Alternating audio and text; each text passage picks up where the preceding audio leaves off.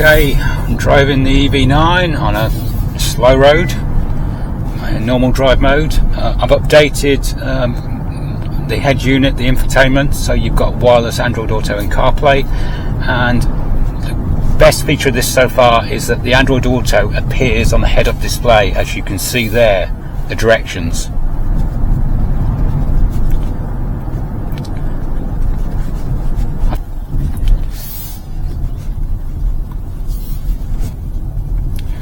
This actually handles quite well. It doesn't feel like the size of car that it is.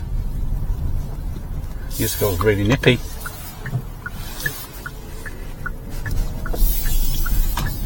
Continue on B4154 for 3/4 of a mile.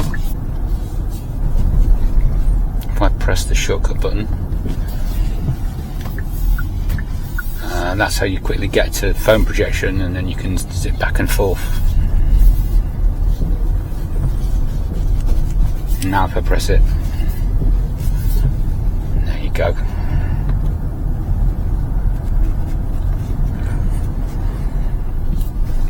If I play some media,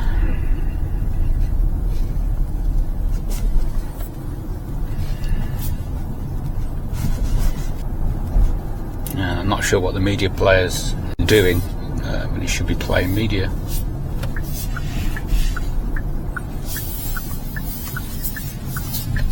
In 1/4 of a mile, at the roundabout, take the first exit onto Washbrick Lane.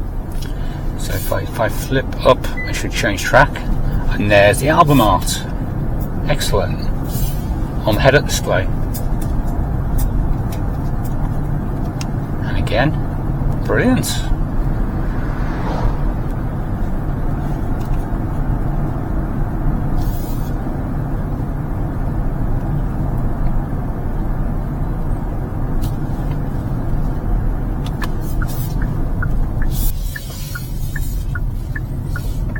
In 100 yards, turn right onto Watling Street, A5.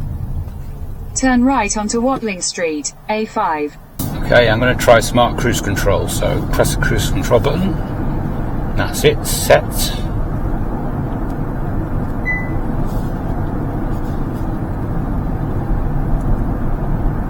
It's not told me to increase speed yet, which is weird.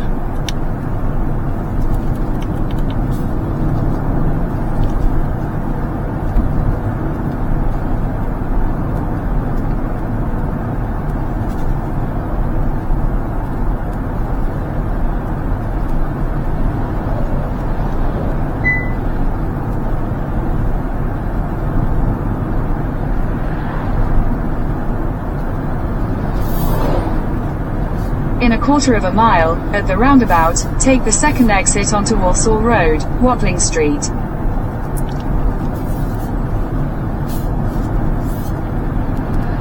And that beat because the speed limit changed, but it hasn't given me the up and down arrow, unless the setting's not set.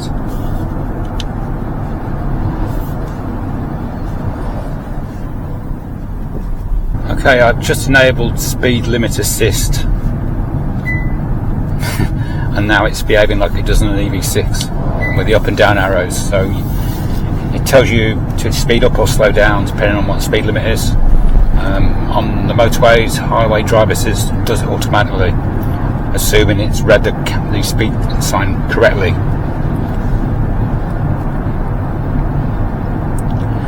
I changed the driver's cluster colour because there are 3 choices. I thought you could do more with head-up display. I thought there was augmented reality, but there isn't on this. So that feature's missing on this model. It's great having Android Auto and CarPlay directions on the head-up display. All it's missing is the battery preconditioning link, which I guess might come. In 1/4 of a mile, at the roundabout, continue straight onto A460. One thing I really like is how quiet this is. Exit the roundabout onto A460. It's definitely, Continue on A460 for 1/2 mile. it's definitely quieter than the EV6. Although mine's quite rattly from all the stuff I've got installed in it, so just getting onto the motorway now so I can show you some highway drive assist stuff. I think the head-up display looks even better. It's easier to see than mine, and the placement and the angle is less intrusive, I find. Might be just imagining it though.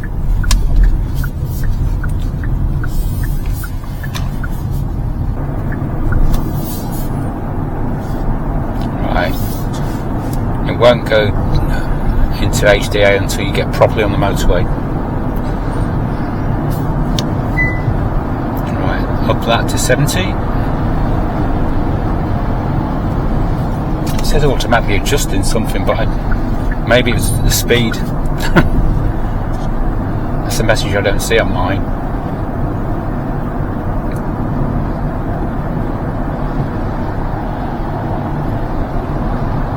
Blind spots warnings working good. The audio on this, it seems like a step up from the EV6. It seems much improved.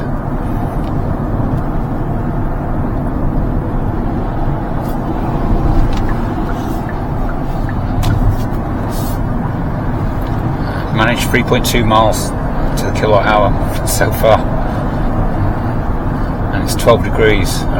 It's probably a good indication of what this will do. I mean, considering it's quite heavy, it's going to be something like that.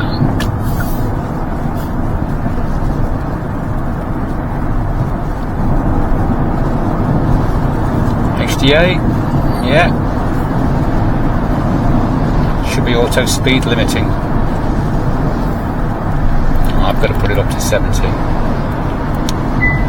Now it'll automatically adjust into the posted speed limit. Well, the graphics have definitely changed quite a lot. Makes more use of the screen, I think, but then you haven't got the big augmented reality arrows.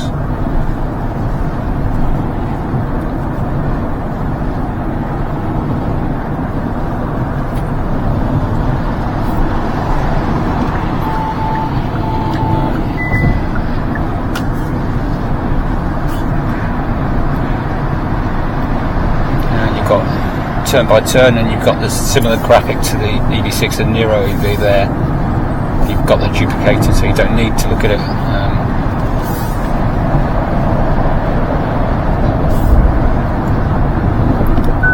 I guess this is all the sub menus. It's telling me for looking. You can tell there we are. So is this four-wheel drive after all? Because at the moment it's only driving the back wheels. I think, yeah. So I'm in eco mode. So is that different from an EV6 all-wheel drive's behaviour?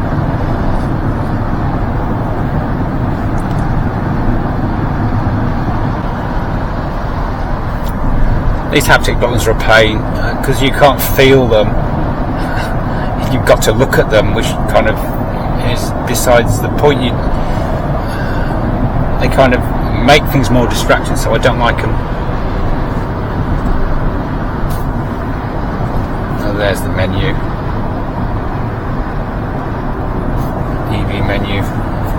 It's strange the way this doesn't speed up much.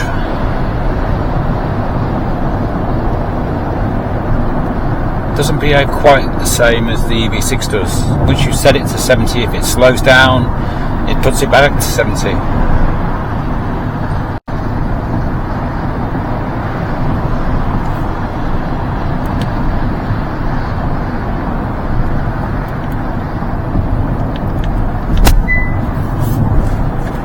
Now it's back on it again.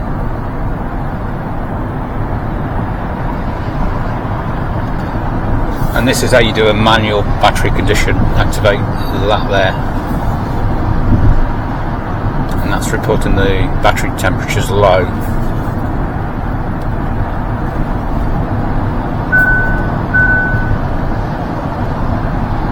So the battery care should start creeping up in a bit.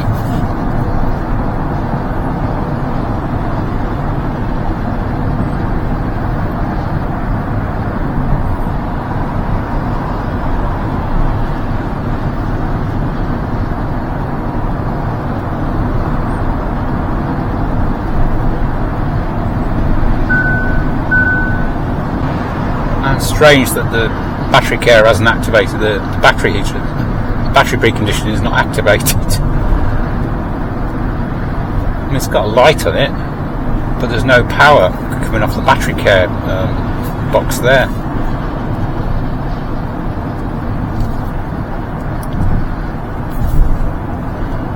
So that's off, that's on. It's at 13 degrees outside, so it would in theory condition the battery. It's just I'm not seeing any energy usage.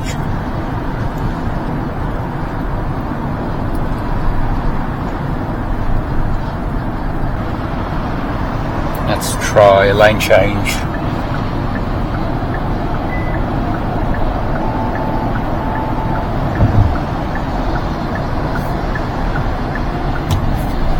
I may have wobbled the steering wheel too much.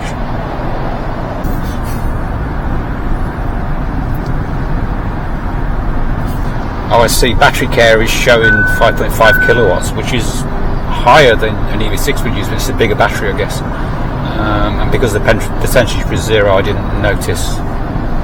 I'll turn that off because I'm not going to use it for charging.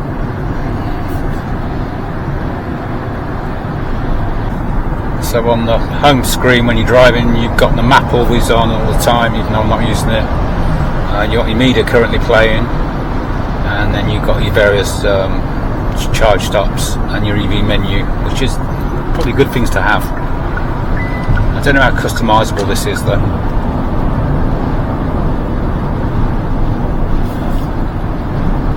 If I press and hold the distance meter, will it switch modes for HDA? Yes. So what one is a learnt kind of mode of driving style, and the other one is linked to drive modes. If you press and hold it again, it changes colour between white and blue, exactly the same as the EV6 and the Nero EV. Right, let's try a lane change. There we go.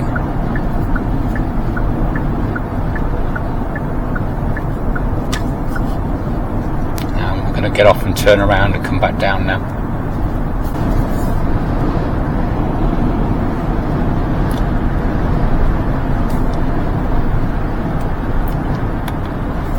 When I'm out of HDA mode, it's driving both motors, so my pedal in both motor mode is going to be less efficient than level 3, I guess.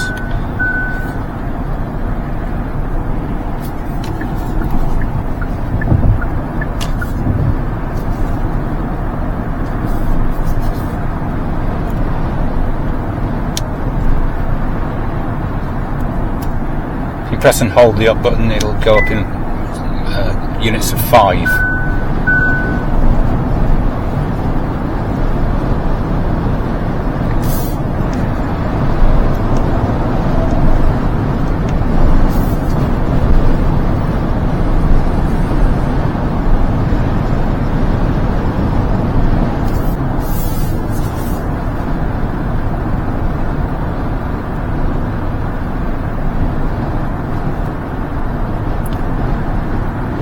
I've just noticed on the shifter that you can see what drive mode it illuminates what drive mode you're in an LED. Useful.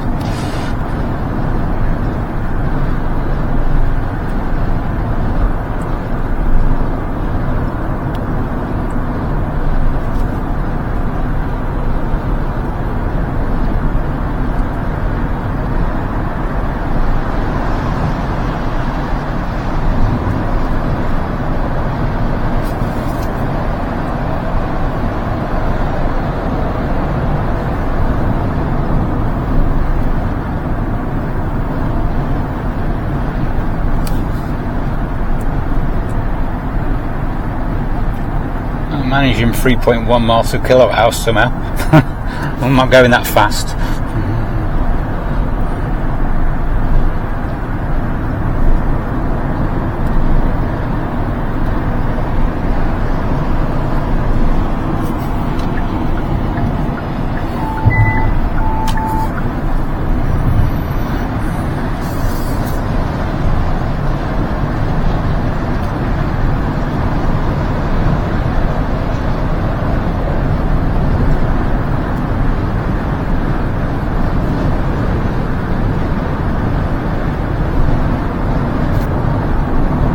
keeps on dropping out of HDA mode when you're not expecting it. You'd expect that if you press the brake pedal.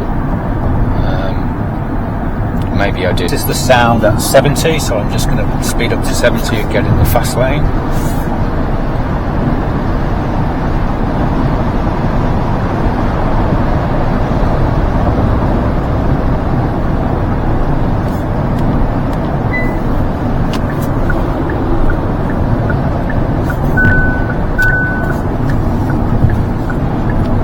The HDA definitely behaves differently. Right, I need the M6, so I've got to turn here.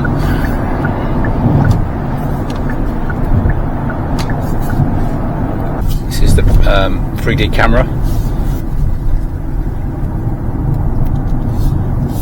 You can do a rear and above view, but only that. So, oh yeah, that's forward view. You can't do that on an EV6. And the above view, and then a rear view.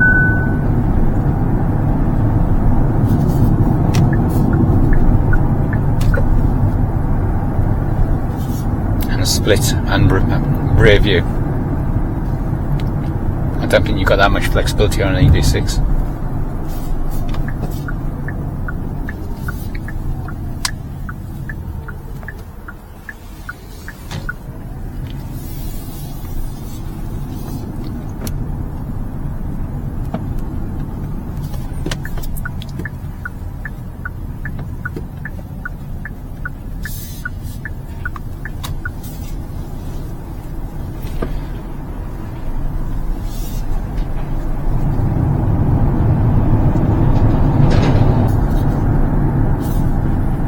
Smart cruise control back on.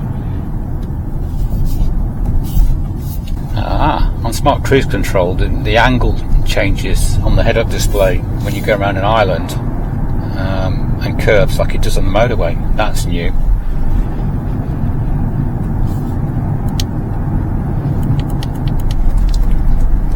This isn't going to offer me a speed up until I see this is the sign. Go on, there we go.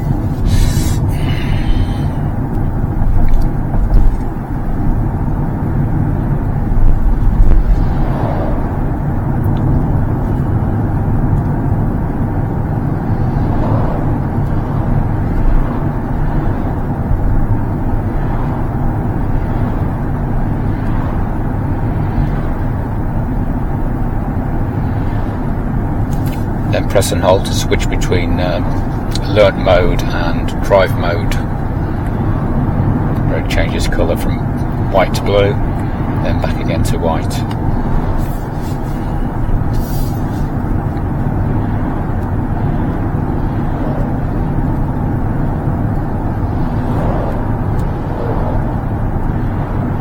Right, let's try some sport mode.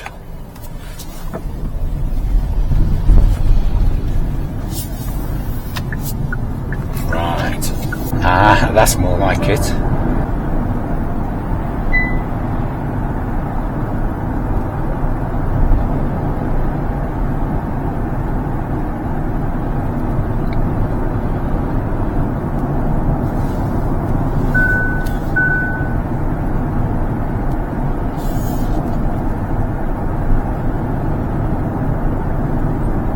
The massage seats just kicked in after a certain time. I did set it up earlier, but I must have been driving long enough for actually start pulsating.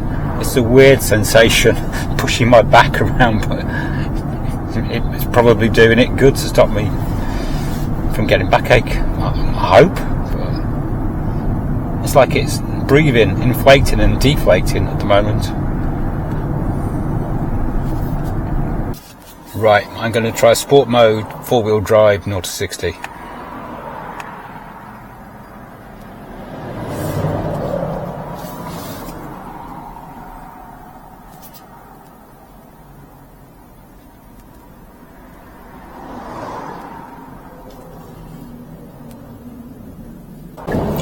Right.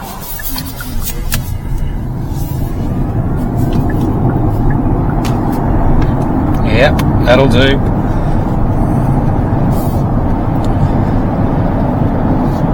Be nice to get a straight line.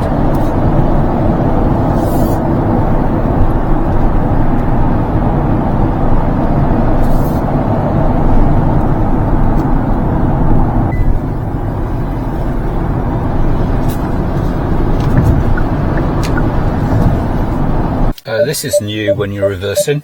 It gives you the zone of where the parking sensors are going off. And also you can see my car there.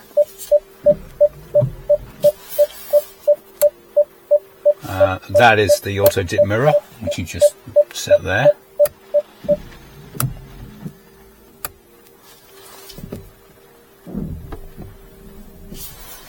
That's the parking button.